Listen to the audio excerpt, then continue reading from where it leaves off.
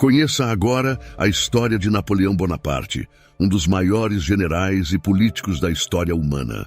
Inscreva-se no canal para receber mais conteúdos sobre a história da humanidade. Napoleão Bonaparte nasceu em 1769 na ilha da Córcega, que havia sido anexada pela França pouco antes de seu nascimento. Estudou em colégios militares e se tornou oficial de artilharia. Durante a Revolução Francesa, que eclodiu em 1789, ele se destacou por sua habilidade e coragem em combater as forças contra-revolucionárias e estrangeiras que ameaçavam o novo regime. Em 1799, ele liderou um golpe de Estado que derrubou o diretório, o governo republicano que havia sucedido à monarquia, e instaurou o consulado, no qual ele se tornou o primeiro cônsul, com amplos poderes. Em 1804, ele se proclamou imperador dos franceses, iniciando o Império Napoleônico, que durou até 1815. Nesse período, ele realizou diversas reformas internas, como o Código Civil, e empreendeu uma série de guerras e conquistas territoriais na Europa e em outras partes do mundo, enfrentando as principais potências da época, como a Inglaterra, a Áustria, a Prússia e a Rússia. Napoleão é considerado um gênio militar, um estadista visionário e um personagem controverso que inspirou admiração e ódio e que deixou um legado duradouro na história da França e do mundo. A ascensão de Napoleão ao poder se deu em um contexto de instabilidade política, social e econômica na França após a Revolução Francesa, que havia abolido a monarquia absolutista e proclamado os ideais de liberdade, igualdade e fraternidade. No entanto, o novo regime enfrentava a resistência interna dos setores conservadores que desejavam restaurar o antigo regime e a oposição externa das monarquias europeias que temiam o avanço das ideias revolucionárias. Além disso, a França sofria com problemas financeiros, inflação, fome e corrupção. Nesse cenário, Napoleão se destacou como um líder militar capaz de defender a França e expandir sua influência na Europa e no mundo. Ele participou de diversas campanhas militares, como a da Itália, em 1796, na qual derrotou os exércitos austríacos e estabeleceu repúblicas aliadas à França, a do Egito em 1798, na qual tentou cortar a rota comercial da Inglaterra com a Índia, mas foi derrotado pela frota naval britânica, e a da Síria em 1799, na qual fracassou em tomar a cidade de Acre.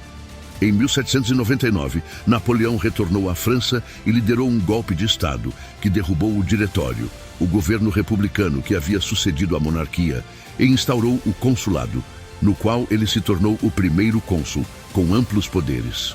Ele iniciou uma série de reformas internas, como a elaboração do Código Civil, que unificou as leis e garantiu os direitos civis dos cidadãos, a criação do Banco da França, que controlou a emissão de moeda e a dívida pública, a organização do sistema educacional, que criou escolas públicas e universidades, a reforma administrativa, que dividiu o território francês em departamentos, governados por prefeitos nomeados pelo governo central, e a concordata com a Igreja Católica, que restabeleceu a liberdade religiosa e reconheceu o catolicismo como a religião da maioria dos franceses. Em 1804, Napoleão se proclamou imperador dos franceses, iniciando o Império Napoleônico, que durou até 1815.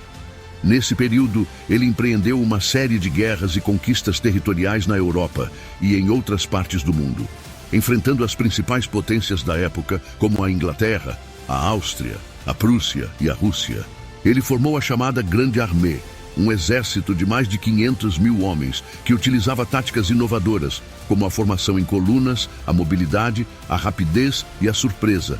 Ele venceu diversas batalhas, como a de Austerlitz, em 1805, na qual derrotou as forças austro-russas, a de Jena, em 1806, na qual derrotou o exército prussiano, a de Friedland, em 1807, na qual derrotou novamente os russos, e a de Wagram, em 1809, na qual derrotou novamente os austríacos. Ele também anexou ou submeteu vários países, como a Holanda, a Bélgica, a Itália, a Espanha, a Alemanha e a Polônia.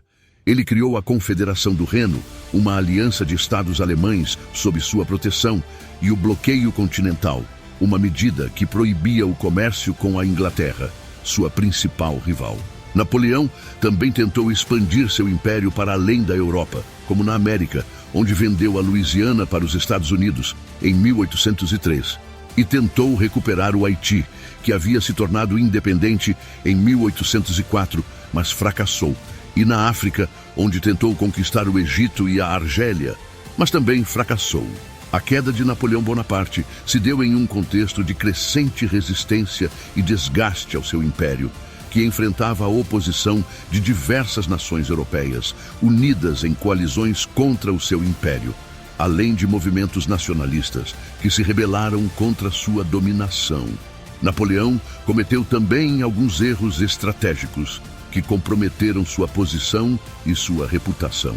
Um de seus maiores erros foi a invasão da Rússia em 1812, na qual ele mobilizou mais de 600 mil homens, mas perdeu a maioria deles devido ao frio, à fome, às doenças e aos ataques dos russos, que adotaram a tática da terra arrasada.